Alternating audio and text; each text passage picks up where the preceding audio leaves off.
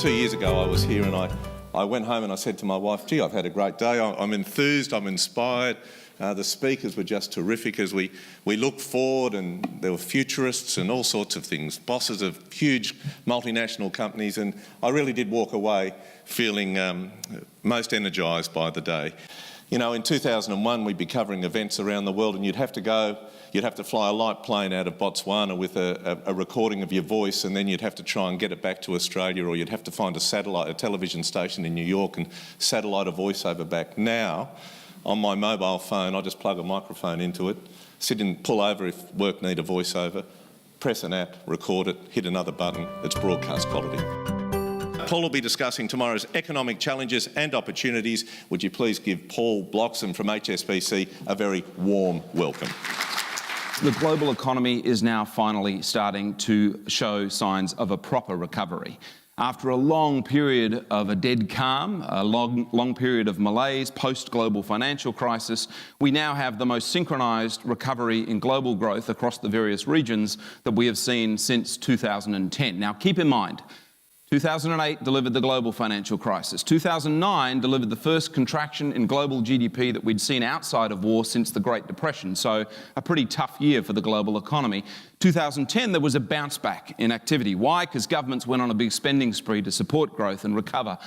But then after that, things dropped into a malaise, and we didn't really have very much growth globally. The developed world was really struggling 2010 onwards. What we're saying now is we are currently in a period, 2017 running into 18, and we think running into 19 as well, where the global economy is showing a synchronised recovery.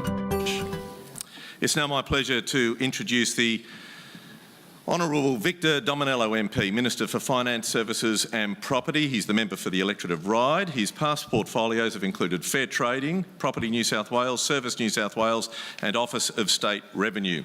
Increasingly, I would have thought about maybe 40%, 30% of the room would have been in IT, because what we are seeing is a rapid transition to the digital age, and big companies, big companies, smart companies, understanding that unless you've got a control of data in the digital world, then you're going to be rapidly left behind. Too often in government, and quite frankly in business as well, we make decisions without information. We make decisions on a gut feel or you know, a warm handshake, and we think, yeah, that's okay. No, it's not okay. Not in this age. You've got to make decisions based on data. In a few moments' time, I'll be sitting down and having a chat to Peter Bader. Peter's the Managing Director of the Apollo Kitchens and Joinery Group. Apollo Kitchens recently transformed their entire business platform and manufacturing operations in order to adapt to changes happening within their industry, and they've had some terrific results so far. It's not day in, day out, year in, year out now for you anymore. It is about diversification and restructuring as the industry changes. What are you doing and why are you doing it? I suppose for survivability. Yeah, look, the industry has always been, and most industries, you know, people that are here have got industries that have been pretty consistent for the past 30 or 40 years. And there has been some slight changes. Internet has changed things.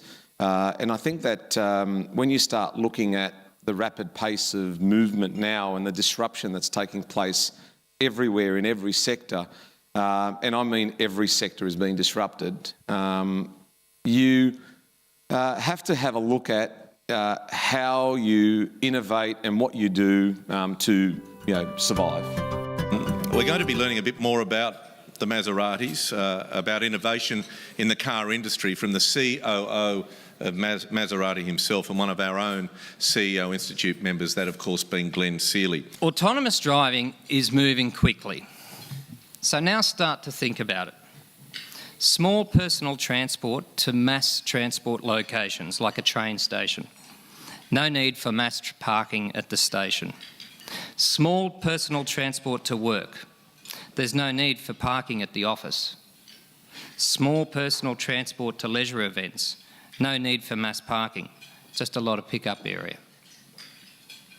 Imagine that in terms of autonomous driving on delivery of Pete's trucks to the building site.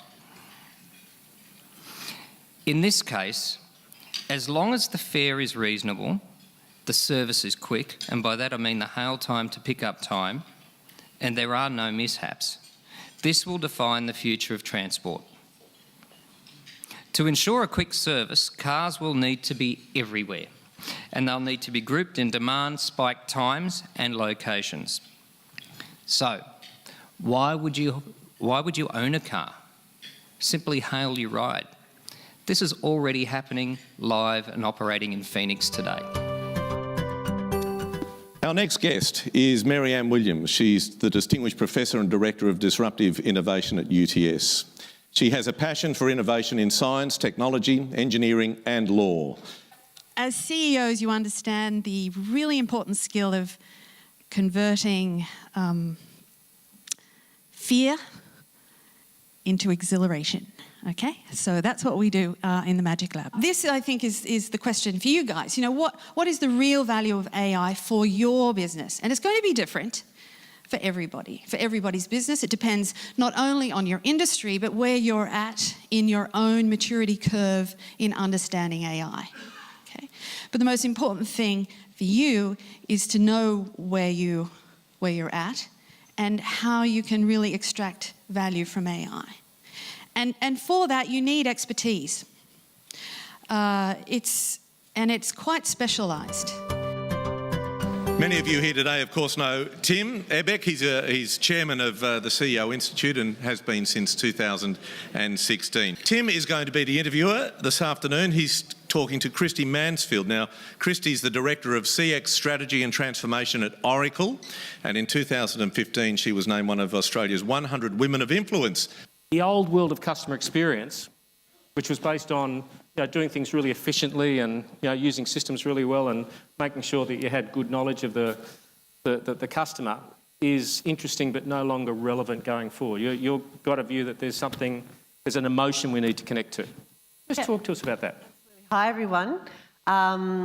Yes, what's happened in customer experience is that many organisations have optimised themselves into a place where you don't get any extra points if you're doing what you had promised you would do efficiently and with ease with customers. And now we've moved into this evolution where customers want to connect.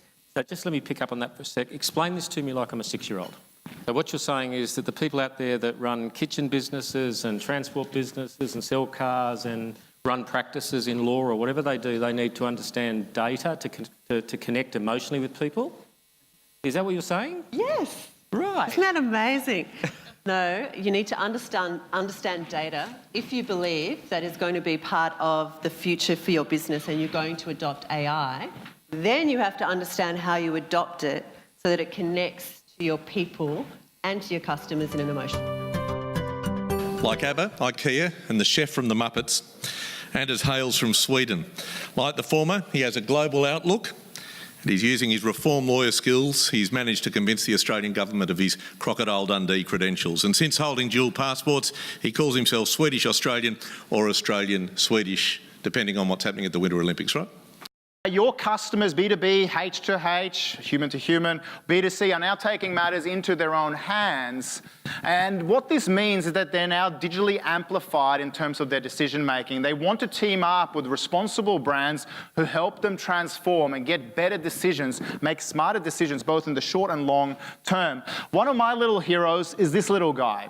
He's 11 years of age, lives in Thornley here in New South Wales, up in the North Shore of Sydney, and he's the 11-year-old son of one of my former colleagues, Emma Harpham and Aaron Harpham. Really cool kid, into his extreme sports, into his football or soccer, as we like to call it in Australia. I also proudly say that he was a top goal scorer and the best and fairest for the under-10 Normanhurst Eagles last season. This kind of gives me digital goosebumps because when he was born 11 years ago, he was born profoundly deaf. If a freight train went past his back, he would not have any cognition of it whatsoever.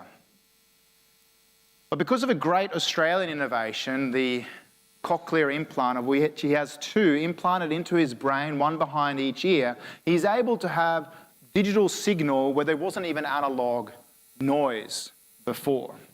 He's also becoming part of what's known as the transhumanism movement, where humans are increasingly augmented with digital devices.